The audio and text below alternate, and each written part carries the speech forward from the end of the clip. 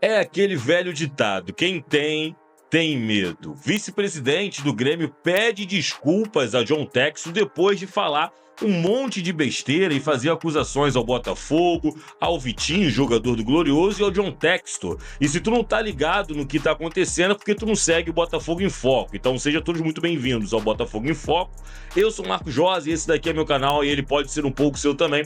Basta você se inscrever e ativar as notificações para ficar por dentro de todas as informações do dia a dia do Botafogo. Nos dois últimos vídeos aqui do canal, eu abordei este assunto da briga entre o John Textor e o vice-presidente do Grêmio, Botafogo e Grêmio, depois da última partida que aconteceu lá em Brasília, que acabou terminando 0-0 pelo Campeonato Brasileiro. Acontece que o vice-presidente do Grêmio fez várias acusações ao John Textor por achar que o jogador do Botafogo, inventou ali uma cotovelada no rosto e causou a expulsão do jogador do Grêmio, e ele reclamou também que deveria ter dado um pênalti a favor para o Grêmio e uma expulsão, a expulsão do Bastos, Ele reclamou que a arbitragem não deu a expulsão do Bastos naquele lance do carrinho, mas expulsou por nada o jogador do Grêmio. E depois disso ele fez várias acusações, mas para não prolongar muito esse vídeo, vou deixar aqui no final um card com esse vídeo para você assistir, para você se atualizar sobre o que aconteceu. Mas a atualização do caso agora é que o vice-presidente do Grêmio pediu desculpas ao John Textor depois que o Textor respondeu às acusações, do presidente lá do Tricolor Gaúcho. E eu também trouxe aqui, vou deixar no final desse vídeo para você ver o que o Textor falou para o vice-presidente do Grêmio. Em suma, John Textor botou o espingo no Z, colocou o Grêmio no seu devido lugar, e também o vice-presidente, o John Textor fez alguma fala muito forte, pedindo respeito pela história dele como empresário, diretor do futebol do Botafogo e também diretor de outros clubes na Europa. E depois dessa fala do John Textor, simplesmente Antônio Brum decidiu enfiar os rabinhos entre as pernas e pedir desculpas ao John Textor pelo que ele falou. Inclusive no texto que o John Textor responde o mandatário lá do Grêmio, o John Textor falou que quando ele acalmasse os ânimos, ele ia pensar melhor, ia concordar com o que o Textor estava falando. E exatamente foi assim que aconteceu, e eu mostro para você agora na tela, na íntegra, os pedidos de desculpas do Antônio Brum, vice-presidente do Grêmio, ao John Textor. E a notícia nós vamos ler aqui no Fogão Net, dirigente do Grêmio muda o tom, pede desculpas e diz concordar em grande parte com o John Textor do Botafogo.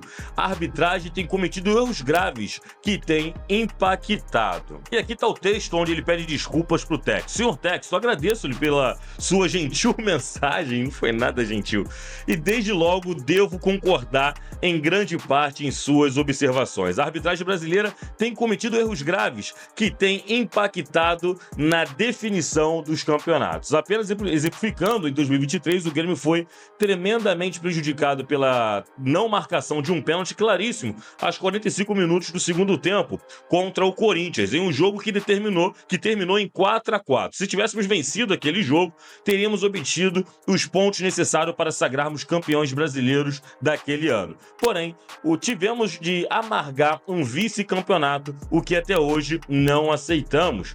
Essa sucessão de erros, concordo novamente com o senhor, talvez não intencionais, exige que apontemos nossas indignações, quer seja para a defesa do trabalho inequivocadamente honesto de nossos atletas e comissão técnica, quer seja como exercício de representação dos nossos sócios e da nossa torcida, que tem sua voz na pessoa de seus dirigentes. Também concordo que tivemos erros graves de arbitragem em nosso último jogo, não porém na perspectiva que o senhor aponta. Nessa parte aqui, o John Textor diz que deveria ter sido marcado um pênalti para o Tiquinho. Ele diz que com isso ele não concorda, mas sim que deveria ter acontecido a expulsão, do jogador do Botafogo.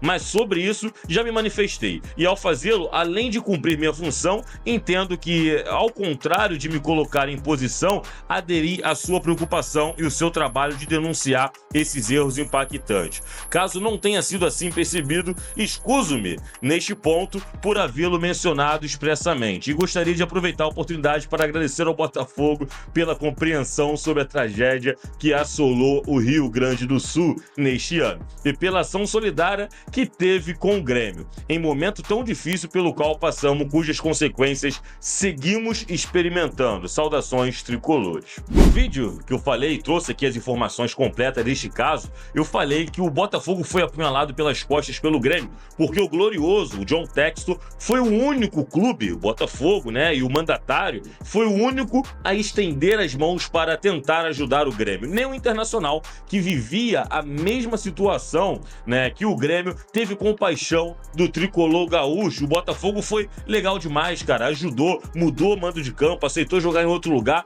tirou o jogo do Rio de Janeiro, foi jogar lá em Brasília por um acordo, por entender que o Grêmio não podia naquela época jogar na presença da tua torcida, então o Botafogo também não faria da mesma maneira. Então o Botafogo, sendo o único clube a ter ajudado o Grêmio, não merecia as ofensas que sofreu, né, do vice-presidente do Grêmio. E aí o John Textor diz isso no texto do vídeo que tem aqui, você pode assistir lá depois, né, dizendo que o Botafogo, cara, é o único clube que ajudou sim o Grêmio quando ele mais precisou e não tinha problema nenhum em discordar nas questões da arbitragem. Mas a questão é que nesse jogo entre Botafogo e Grêmio houveram erros para os dois lados e não foram erros intencionais, mas sim uma questão de qualidade do árbitro escolhido para a partida. Diferente dos casos ao qual o John Textor denuncia que há a manipulação de resultados claros e óbvios no futebol brasileiro. E é aquilo que eu falei no início, quem tem medo, né? Sabe onde mexeu, entendeu depois ali do estresse que estava indo contra, cara, alguém que estava ajudando o Grêmio. Afinal de contas,